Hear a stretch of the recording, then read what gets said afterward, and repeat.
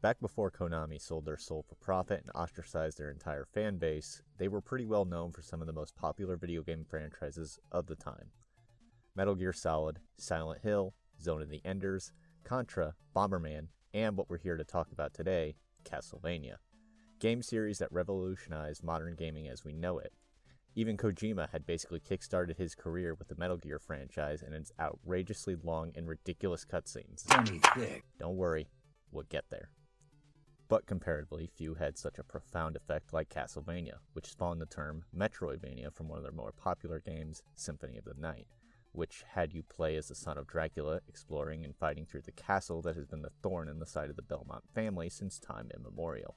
During one of these adventures came Castlevania III, Dracula's Curse, following the story of Trevor Belmont, Sypha Belnades, and Alucard in their attempt to stop Dracula from doing what he does and committing mass genocide.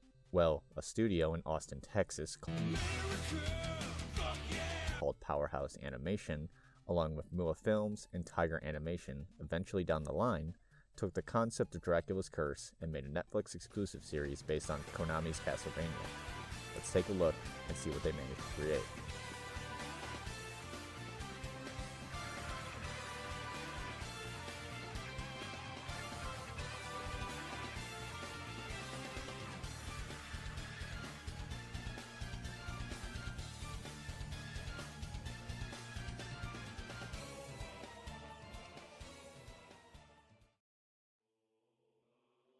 Loosely playing off the adaptation of the game was a lot of work.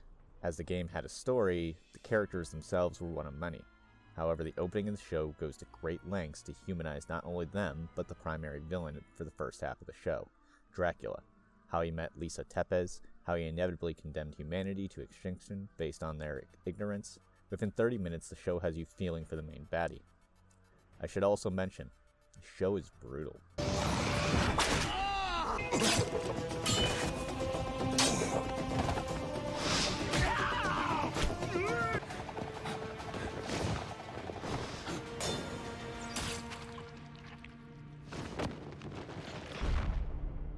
They particularly don't shy away from the violence the series portrays, rather embrace it as part of their identity. If there ever was a studio to make a Berserk anime adaptation, I can see why they would be worth the effort.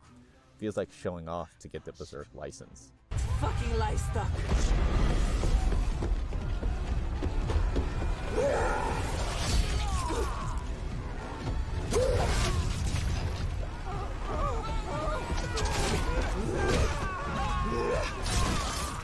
Next character we're introduced to is Trevor Belmont, the last descendant of the Belmont family, with the rest of his family excommunicated by the church and his line hunted down.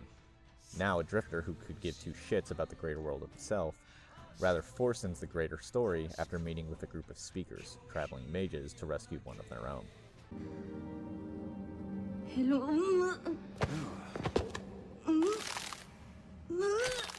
Sypha is one of the speaker mages who comes off initially hostile, but mature enough and has an eye for the bigger picture of the shit show that is plaguing the country of Wallachia, searching for the sleeping warrior who happens to sleep in a coffin.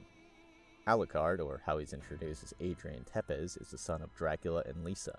Wounded by his father after trying to stop him, he spent his time recovering before reluctantly agreeing to help the duo stop Dracula and save Wallachia.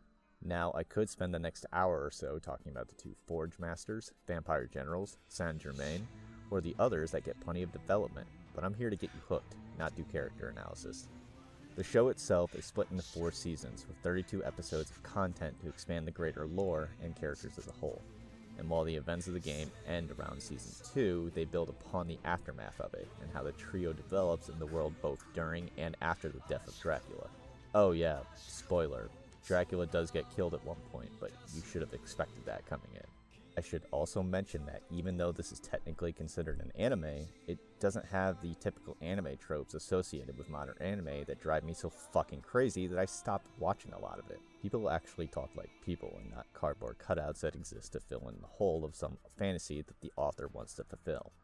Look, I'm not saying that all of it is bad, but what I am saying is that if I see one more power friendship speech or have convoluted talks about power levels that the next season doesn't really mean shit about, I'm gonna write my own story that takes all of that out. Oh wait, I am. And if you want updates on art and hopefully a published date, check out that Instagram. Okay, plug over.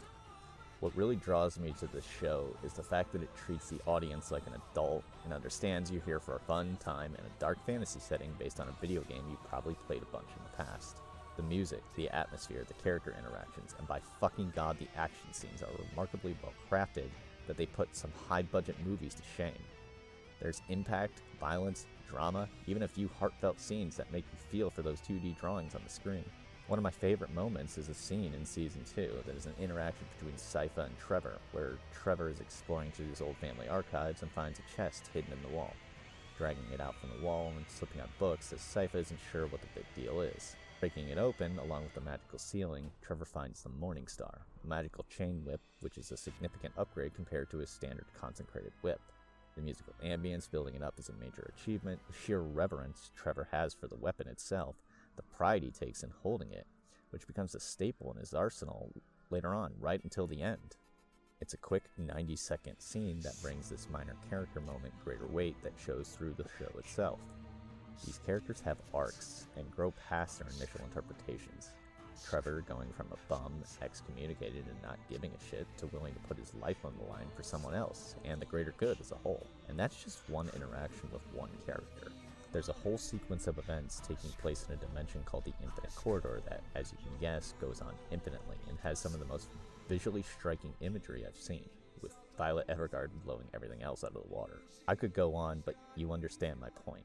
I won't go into story because I want you to watch the show. I want you to experience the joy and fun I had on the first time viewing of it without revealing too much to you. Because the show has twists and turns that even I didn't expect from one of the most well-written animes in the last few years. Thanks for watching. This was a spur-of-the-moment review of a show that I love watching from start to finish. I briefly mentioned it before, but if you want to support the channel besides subscribes and likes, I'm making a dark fantasy series based on the likes of Berserk, Bloodborne, Dark Souls, Dragon Age, and the likes. It's a work in progress, but I have an Instagram account that posts artwork made by an incredible dude who does stellar work. I should have the book finished around next year, but I'm pushing to have it finished by Christmas before it goes through the review process. Again, thanks for stopping by. Next time, I'll have more content to come.